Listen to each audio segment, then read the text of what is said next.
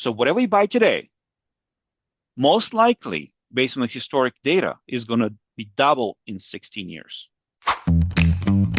If you're investing, investors will. The podcast for all things real estate investing. So, welcome back to another episode of Investor One-on-One, the podcast where we connect with the nation's top real estate investors.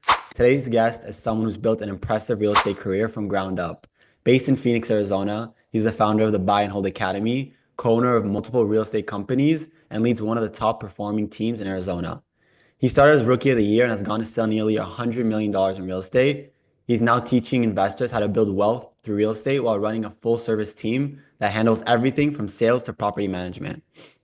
Welcome, Oggie Penev. It's great to have you here. Thanks, man. That's uh, that's impressive. I hear myself, oh my God, is that me? Amazing, really, really amazing Yeah. accomplishments. And really, it's a pleasure having you on today and to hear more about your full story. We spoke a little bit before this. I got a little glimpse, but yeah, let's just start with what first got you into real estate. What were you doing before, and how did that lead to everything that you're involved in today? So honestly, real estate is the easiest way to create a business. If you're an entrepreneur and you want to have a business, that's the first easiest level. Go get your license and start learning free, go to classes and start selling real estate. That's the easiest way to get your own personal business. You don't need a lot of investment, a lot of cash in the front, just a service-based business for free. Hmm. And that's what I did. That's what I started. I want to have my business, and was the easiest thing to do. The lowest level that doesn't require a lot of investment. Just sit and learn and act. That's it. For sure. And can you And tell us more about what you do today and how you got to the stages that you are today? I got my I got my real estate license 2005, and that was, sell my property first, then sell my friend's house first, then another friend, then just became fun. So 2007, I became full time. Hmm. I got an office in a brokerage, all the way in the back, the cheapest office, no windows, but and I had no clients, but I was going to the office every day. So making cold calls, and at that time, 2007, I don't know if you remember, but at that time, the market crashed, and that was the biggest real estate crash that ever happened, after the Great Depression, of course. So, at that time, I became full time, and I had no choice. I had to pivot, and um, I started specializing in distressed assets, which is at that time was foreclosure, short sales, and going after these type of clients. So I helped a lot of people in foreclosure, avoided their short sale. And from that point, I started working with the banks, selling their assets. So once they foreclose to people, the property goes to the bank, and the bank has to dispose of it. So what they were doing is they're calling local real estate brokers and say, "Hey, go ahead and can you work with us and sell these properties?" And that was it's a little different type of service when you're selling REO properties, because practically what the bank does is they just send you an email with an address, and they say, they'll go take care of it. That's it. Hmm. You have to go, knock on the door, find if there are people there, get them out, clean the property, fix the property, pay the utilities, then sell it and all that. So the whole process gave me really good experience on how to, deal with properties, fix them with people, how to manage properties, so get them sold quickly on a low budget and just get rid of them. So pretty good experience, and probably around 400 properties like that. Really good experience. That's what gave me a good experience how to deal with distressed assets, which was really good education later when I wanted to move into start buying and fixing properties for myself. And in every beginning, there's so many challenges. A lot of people think, real estate is easy and, people get instant success, but everything takes time. Everything takes, being consistent, understanding how things work in different aspects. What was your biggest challenge that you would say in your rookie year? And how did you go from that to being one of the top 1% of Phoenix brokers?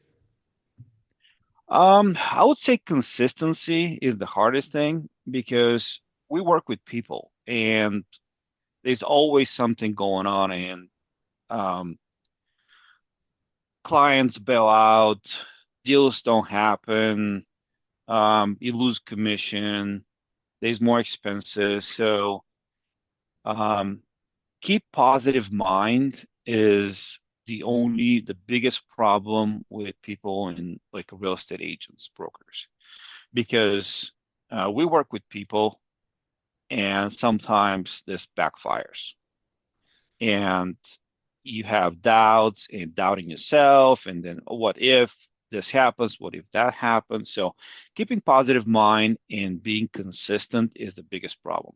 If you can overcome that, then and just keep going, everything comes in place after that. Amazing. Love that. So let's talk a little bit more about, you started off as being a broker and today you have multiple businesses. You're really involved in different aspects of real estate. What systems or technology have been game changers for you in managing so many moving parts between investing, brokerage, and other, property management businesses? Oh man, yeah, yeah. Every time that you go into a business without having good systems um, to keep you organized, communicate properly, and know what's coming, it could be a big failure if you don't have the right tools to do it. But here's the other thing: don't overthink it, or don't over try to find the best tools constantly, because moving from one CRM to another CRM, one tool to another tool, learning a new things sometimes slows you down from what's the most important thing, and that's sales, getting money. So, yes, using CRMs is, I mean, we still use the same CRM that we use for managing bank-owned properties because there's so much, so many tasks involved, and so if you don't want to forget, we still have, do this first, do second, don't forget this, and it's a list of things to make the process easier for us, so we don't have to think that much. Um, we we want to keep it simple. Believe it or not, we use Google Workspace with chats and um, basic websites. So just to keep the communication going. We don't want to go fancy. But the things are changing fast. AI is coming along and makes things easier, faster. So I would say I see myself using a lot of AI tools more and more every day, more and more every day. So whatever had happened in the last 10 years with CRMs and real estate tools probably will be completely changed in the next year or two, the most. AI is going to completely change all the tools used in the real estate businesses overall, everywhere. I agree. Even if generating leads, the leads probably will be generated in a completely different way using AI tools. I totally agree. And the world right now is crazy. Things are changing fast, but I also like the way you see things because, real estate is an industry that as everything is changing around, I feel like real estate is very stable. You know what I mean? It's been pretty much the same thing. It's a people business as well. So in your opinion, what is the most important thing for investors to focus on? I heard you say a little bit sales. Sales is everything. Is it finding more off-market deals? Is it improving their marketing? What in your opinion is most important? I would say investor has to go back to the basics. Mhm. Of course, use tools, use your network, get to know a lot of people, but get back to the basics. First, know your market, know your everything that happens in your market, so you can quickly identify good deals. Is it a good deal or not a good deal? How to price it, how much can you sell it, how much can you rent it. Knowing these few things helps you make a decision within 15 minutes. And that's what always is very important. When you work with the wholesalers, when you work with sellers, sometimes it's 15 minutes. That's all you have to make a decision. But you don't have time to comp, you don't have time to go look for money. You just have to be ready. So go back to the basics. Um, have funding ready to go at any time, either your own personal cash or work with the private money lenders that trust you and get it ready to deploy capital for you so you can buy things. Make a quick decision within 15 minutes, have money ready to go. And of course, learn how to communicate with sellers and how to negotiate. But actually, negotiation is communication. So learn how to communicate with the sellers, asking the right question, um, using different tools to get more information, and then make your offer, and so you can have more successful deals. Sometimes saying the wrong thing can put the people off, and it's going to cost you the deal. So just back to the basics. Learn your own market, have access to money, learn how to communicate with people. You don't need any fancy tools for that. You just need to sit down, learn, watch maybe YouTube, go to some boot camps, trainings, local, keep information for the local market. How is everything going? So that's it. Go back to the basics. That's all you need. For sure. I love that. And talking about trainings, I know you are the founder of the Buy and Hold Academy. What core investing principles do you teach that you think most investors overlook? So one thing that so my coaching for the Buy and Hold Academy is for helping investors build their rental portfolio and to look on having rental properties as a business that and we because we combine. I personally think that knowing just real estate is not enough to get full return on your investment when you have rental properties.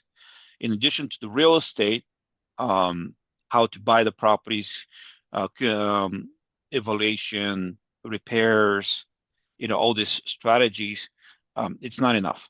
You need to know also how to do property management. Once you get these properties, what do you do? How do you get the maximum profit out of it and keep it forever? Then you need to know financing.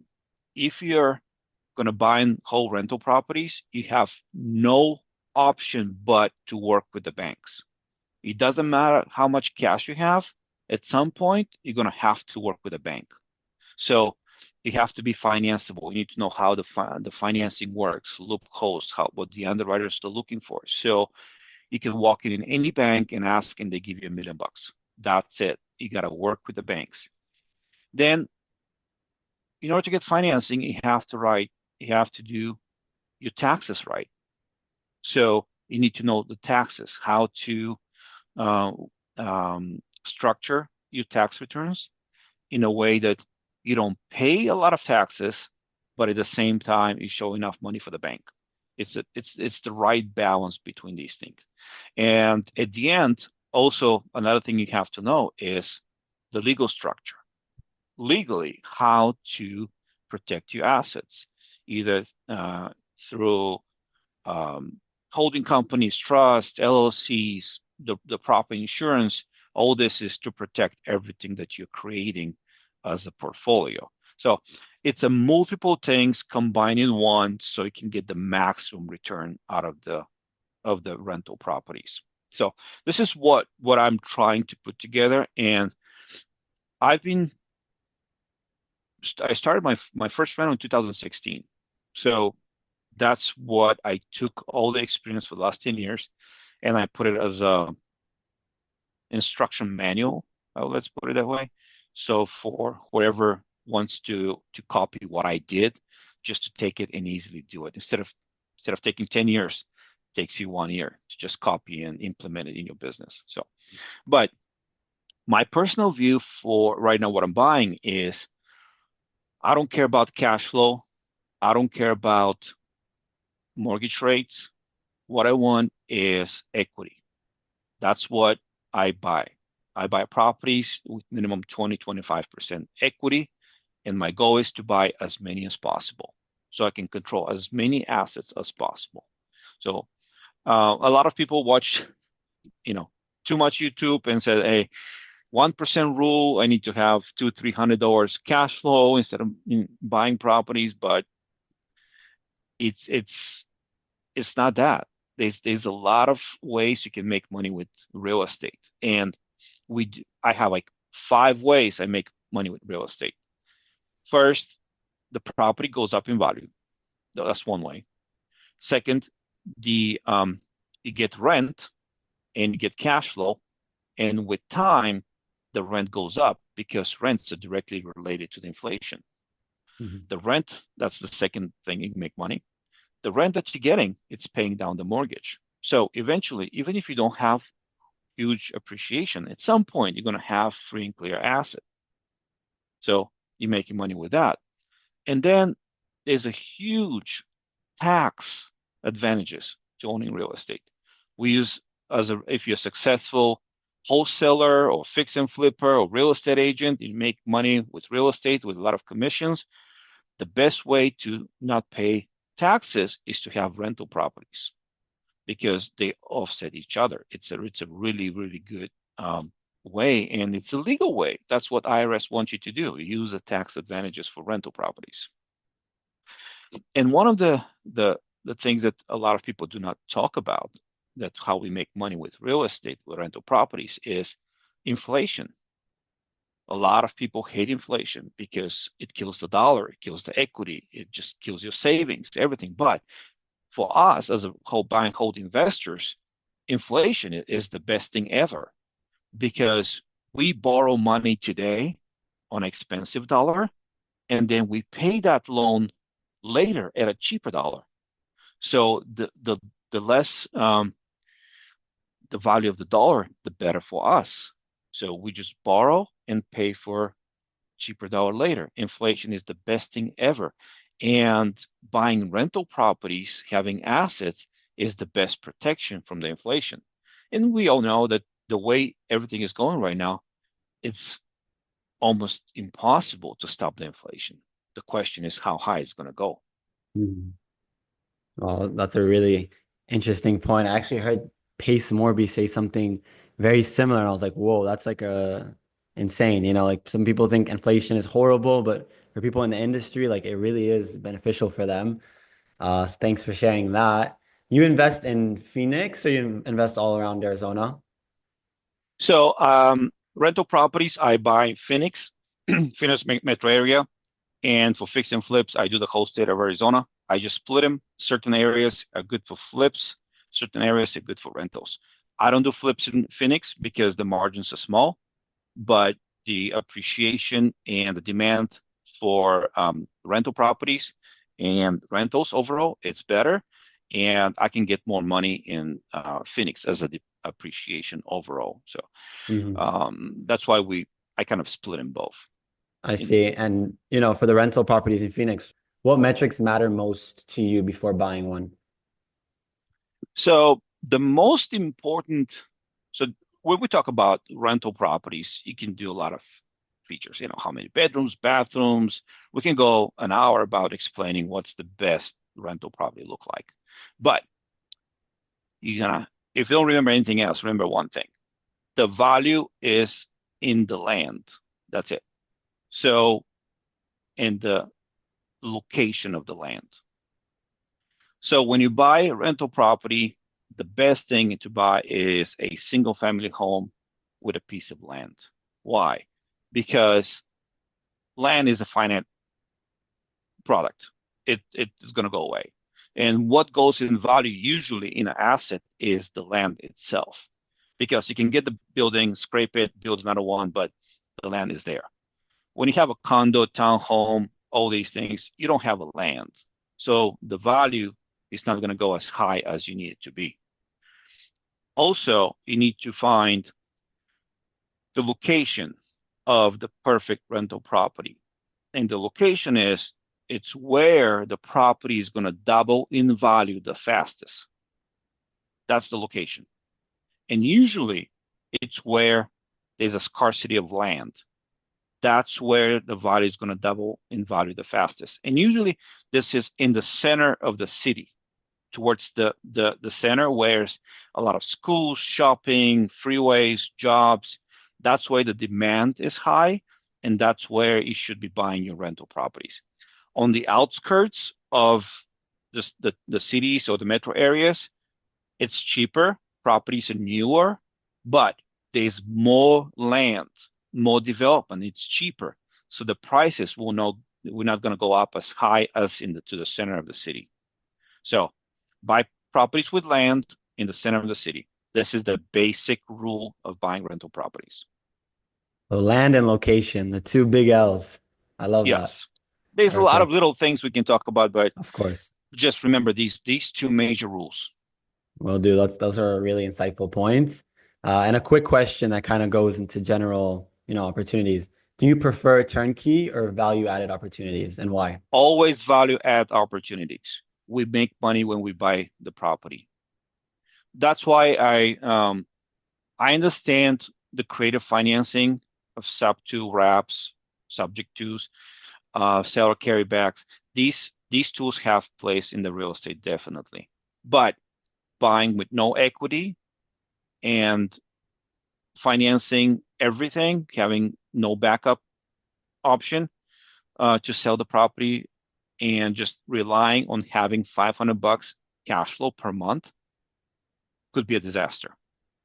Because one broken AC, and AC now it's $8,000 probably average. Wow. How are you going to pay for that with the $500 cash flow per month? So you have to be more strategic. Yes, it sounds great, sounds sexy. Buy it, subject to seller carry, wraps, great. But $500 cash flow with no equity, that's not enough. I agree. I buy properties with minimum 20% equity. 25 is the best. And the best way to do it is just buy them below market, fix them up, and force appreciations. That's it. Or fix and flip, but no flip, just rent.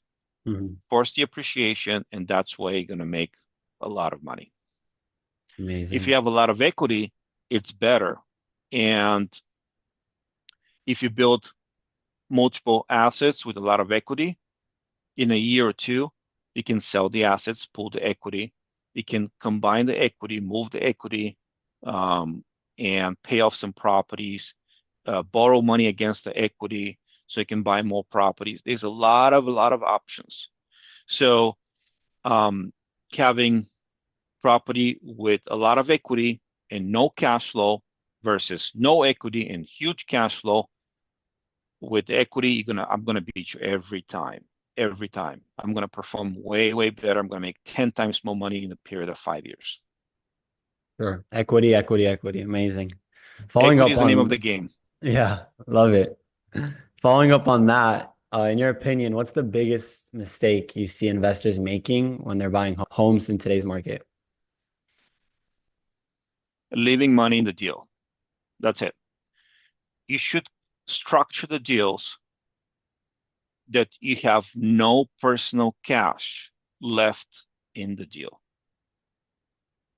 Of course, you still need to have equity, but you need to have the money in and out as fast as possible, and don't leave anything in the deal. Just transfer the risk to the bank.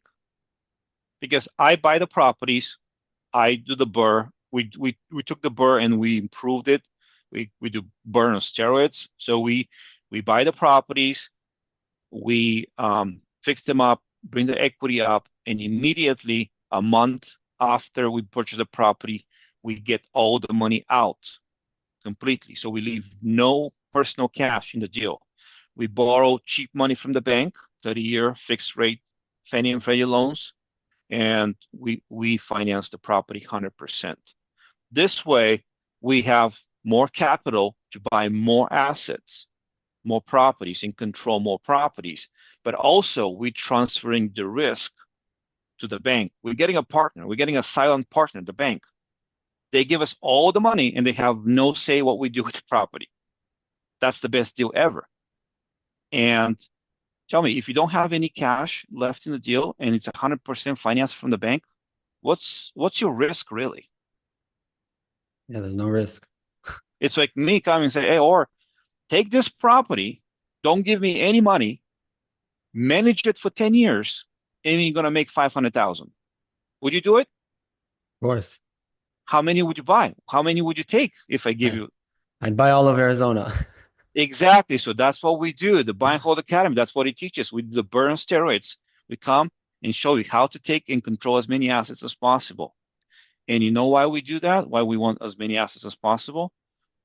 I'll Why? explain it in a very simple rule. Have you heard about the rule of 72? The rule of 72? No. Yeah. So you take 72, the number 72, and divide the the percentage of return on an investment you get per year. And then you're going to see how many years it's going to take for your investment to double in value.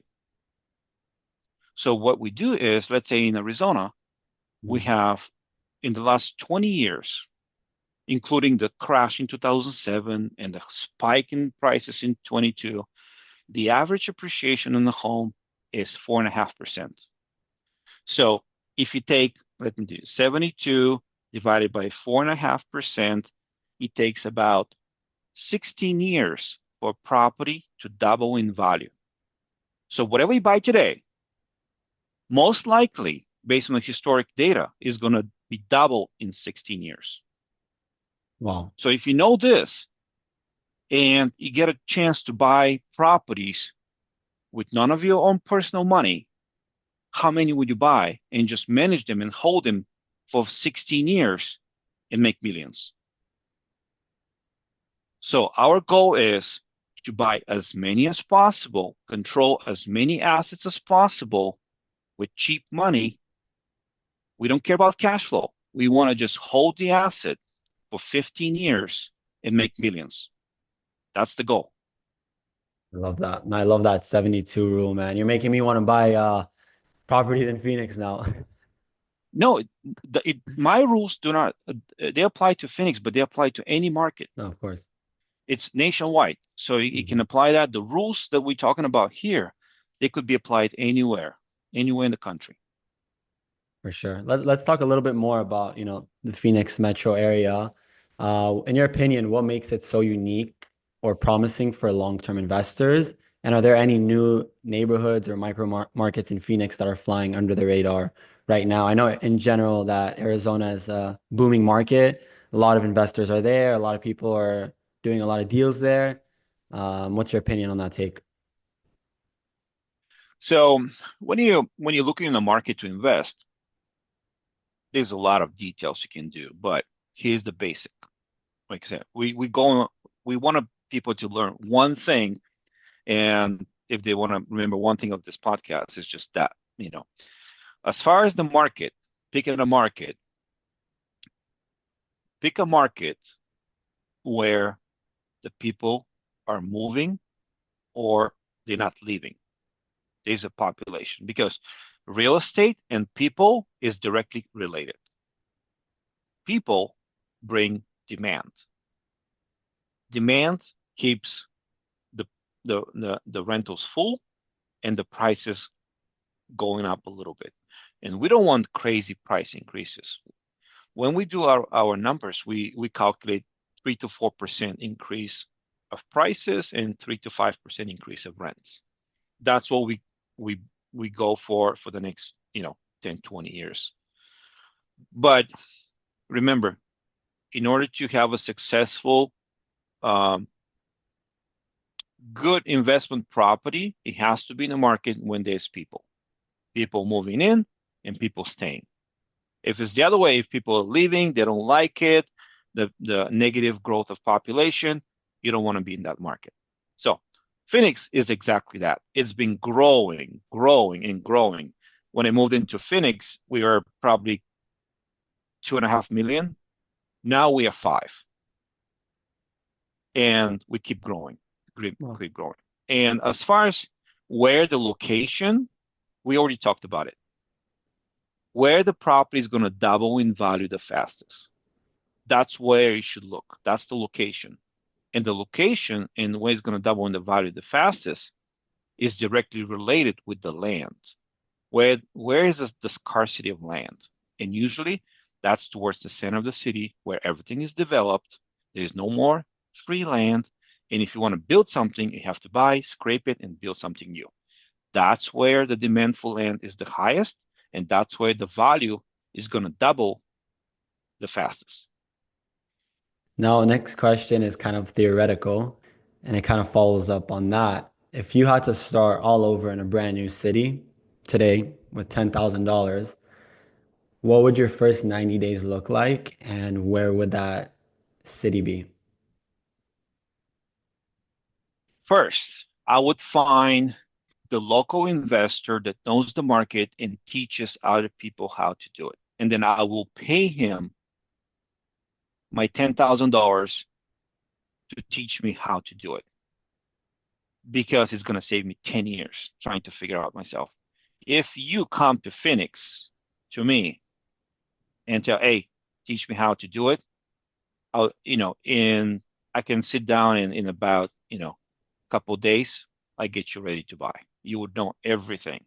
Otherwise, you're going to have to find. No, the information I give you, it's available out there. You can find it yourself. Digging, talking to attorneys, taxes, old mortgage guys. Just the difference is going to take you 5 years. And you're going to spend so much money on research and talking to people and all that. So time is valuable. Pay someone to teach you what to do. And then as far as the which city, wow, I haven't thought about it. But one thing for sure is I would not buy in multiple cities at the same time.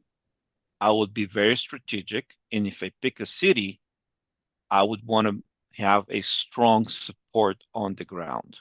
I need to have brokers, wholesalers, people to fix my properties, property management, lenders, and then I'll be strategic in buying just in that particular city. When you buy in multiple cities, you're dealing with multiple repairs, multiple property managers, multiple wholesalers. You don't get to learn the market. Go deep. Like remember, we talked about going back to the basics.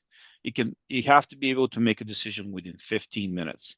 And the only way to do that is to know the market. So whichever city you pick to invest, just stay with that city. Be the best in that city and we'll be able to make a decision within 15 minutes. Grow your network so you can have keep your properties full, keep the repairs cheap, and so you can get more and more deals. Don't get spread between multiple cities. It's a distraction. So work one city at a time, whatever that city is. Whatever that city has people, let's put it that way. People are not leaving and they want to live there and they're moving into that city. Ogie, your advice has been amazing today, and you've been very, very inspirational. Sadly, we're going to our last question. If you could share just one piece of advice or a quote that's had the biggest impact on your success as an investor, what would it be and why? Damn, you put me on the spot here, man. Um, so there's the quote right now that is coming to mind is right now what's happening in the market. Warren Buffett or his partner. I think I wasn't sure who said it, but um, be fearful when people are greedy and be greedy when people are fearful. So that's what's happening right now. People are scared. Everybody's watching YouTube and thinking where the rates is going to go. I'm going to wait for the market to go down, then I'm going to buy. No, now is the time to be bold, to learn your craft, talk to people that leaders in the game to teach you how to do it and jump in. The best time to buy a house was 10 years ago. That's the quote. So be bold. You don't have to wait. You can make money with real estate in any market. I love that. Oggie, thank you so much for sharing your insights and experiences with us today. It's been really a pleasure having you on Investor One-on-One. If our investors or anyone watching this wants to connect with you or learn more, how can they find you? Yeah, just go online, or first you can Google my name, Oggie Penev. It's unique. It's easy to find me. You can find me on Facebook. I'm old school. I like Facebook. And also just go to the buyandholdacademy.com and you can book a time to talk to me if you want one-on-one. So Awesome. And to everyone watching, thank you for tuning in and stay connected for more interviews with the nation's top investors. Thank you, Oggie. thanks, Or.